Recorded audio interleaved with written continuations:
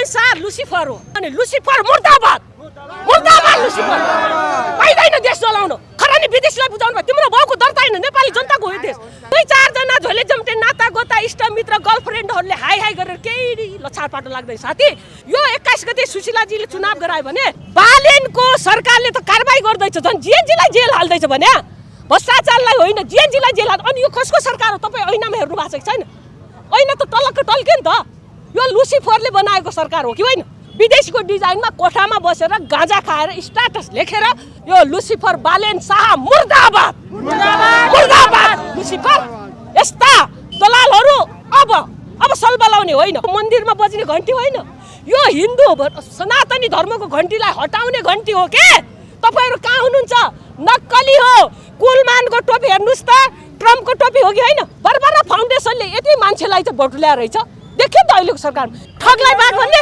त्यो चाहिँ जेलमा बसेर आएको ठगले जनताको पैसा खान्छ त्यो दलाल हो बुझ्नुभयो नेपाली गरिबको बरु केपीले प्रचण्डले शेरले बरु यति खाएन होला बरु कांग्रेस एमाले नदी बेचे नाला बेचे युवा बेचे पासपोर्ट बेचे बालुवाटारको जग्गा खाए तर नेपालले विदेशीलाई जिम्मा त लाएन नि बाबा उहाँहरु चाहिँ अब साच्चै राज्य सत्तामा यदि आयो भने पैसा खर्च गरेर आयो भने देश रहँदैन लेखेर राख्नु बाघ जंगलमा छैनन् बाघ जंगलमा छैनन् बाघ झापामा छैन अहिले बाघ अहिले चाहिँ इन्डियाको सहर भएर शेर भएर फेरि चाहिँ झापामा गर्जिँदैछ तपाईलाई थाहा छ शेरले सिनो खान्छ शेरले सहकारी ठग्छ शेरले जनताको आँसुको पैसा खान्छ शेरले जनताको आँसु पुज्छ क्या राजा त्यस्तो शक्ति हो शेरलाई त अहिले चिडियाखानामा राखेको छ कहिले राखेन चिडियाखानामा राखेको भए लाखौं जनताको माझमा चाहिँ हाई हाई राजा भन्ने हुन्छन् चिडियाखानामा त तपाईको रवि बस्यो के चिडियाखानामा अब तपाईको बालेन जान्छ बुझ्नुभयो बालेन जाँदैछ चिडियाखानामा के कुरा गर्नुहुन्छ ए कमेन्ट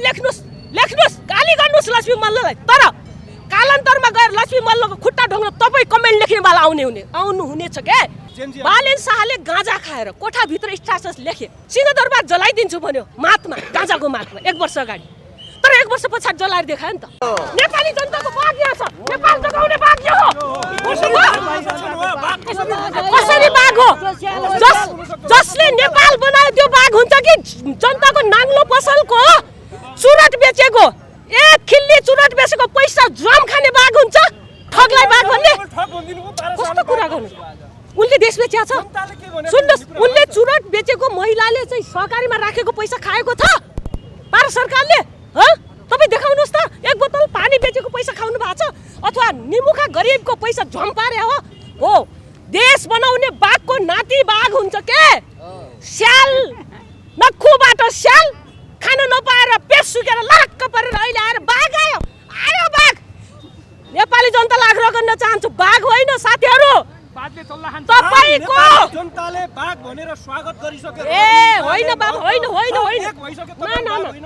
त्यो बाघ होइन बरु नेपाली जनताले चनाखो के हुनु पर्यो भने बाघले कुखुरा खान्थ्यो त्यो चाहिँ जेलमा बसेर आएको ठगले जनताको पैसा खान्छ त्यो दलाल हो बुझ्नुभयो नेपाली गरिबको बरु केपीले प्रचण्डले शेरले बरु यति खाएन होला है दाँजो गर्ने हो भने उले त गरिब यो सडक पेटीमा धुवा धुलो खाएर गरिब त्यो आमा आँसु काट्दै भोलि बच्चालाई के गर्नु पर्ला भनेर 1 रुपैयाँ जगाएको 100 रुपैयाँ सहकारीमा राखेको देशैभरिको सहकार ठग्ने बाघ हुन्छ लाल लाग्दैन ऊ के हो थाहा छ बरु जनताले चनाख हुनुपर्छ किन मैले भने फेरि आयो फेरि अब्बा फैलिँदैछ मुट्ठी भरका झोले झुम्टे चुन्टे खाने उसका अगाडि पछाडि लाग्नेले बाघ भने लाजै नपचाएर भने म आग्रह गर्छु भाइ बहिनीहरू पढलेखा हो भने सचेत हौ देश जेलेसीको हातमा जाँदैछ सचेत हौ र त्यो चाहिँ जुन नाम गर्नु भएको छ त्यो मान्छे फेरि यदि तपाईको रवि लामिछानेको नामै लिन चाहनुहुन्न है हैन सुन्नु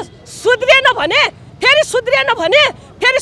भने यो देश जेलेक्सीको मोडेलमा जान्छ बालेन शाह लुसिफर हो मलाई भन्नुस् न बालेन शाह लुसिफर एकदम बालेन शाह र रवि लामिछाने मिलेर अब प्रधानमन्त्री घोषणा गरिसके अब देश लुसिफर भन्ने त्यही भएर जेलेक्सी मोडेलमा गयो के बरु कांग्रेस एमाले नदी बेचे नाला बेचे युवा बेचे पासपोर्ट बेचे बालुवाटारको जग्गा खाए तर नेपालले विदेशीलाई जिम्मा त लाएन नि बाबा राजनीतिक दल एमाले कांग्रेस माओवादी भन्दा अहिलेको राष्ट्रपा खतरनाक हो तपाईको नजरमा पछिल्लो पटकको यो छ नि अहिलेको गठबन्धन भनौं लुसिफर र ठगहरुको गठबन्धन हैन कुलमानजी गगन थापाजी बालेनजी रविजी है यो रक्षा बम के को भन्ने तपाईँ मिडियामा हेर्नुहोस् न।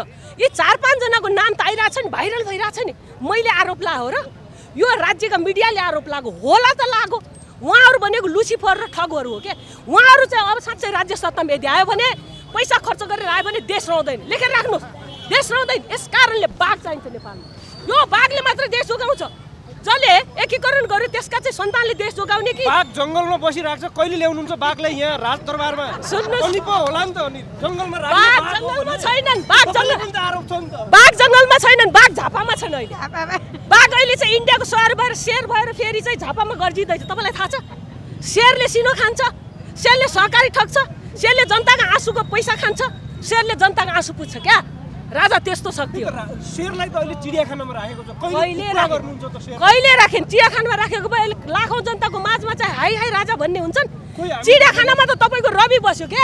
चिडियाखानामा अब तपाईँको बालेन जान्छ, बुझ्नुभयो? बालेन जाँदैछ चिडियाखानामा। त्यसो भए तपाईँ रासोपा प्रवेश गर्ने?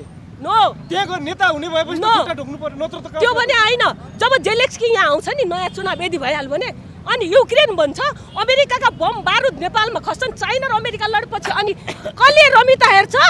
भनेपछि यो देश त्यसपछि खुट्टा ढाक्छन् के? जेलेस्कीको पछि लागे, कसैलाई देशको चिन्ता छैन। त्यो सुन्नुहोस्, यो जिएनजीको आन्दोलन अलिकति जोडौँ। सिंहदरबार जल्दा यो देशको काठमाडौँको मेयर चाहिँ मस्तीले मुसुमुस हाँसेर कोठामा बसिरहेको थियो, त्यो सिनेरेर। यो देश के अरे डराएर खरानी विदेशीलाई जिम्मा लाउने लुसिफर मुर्दाबाद।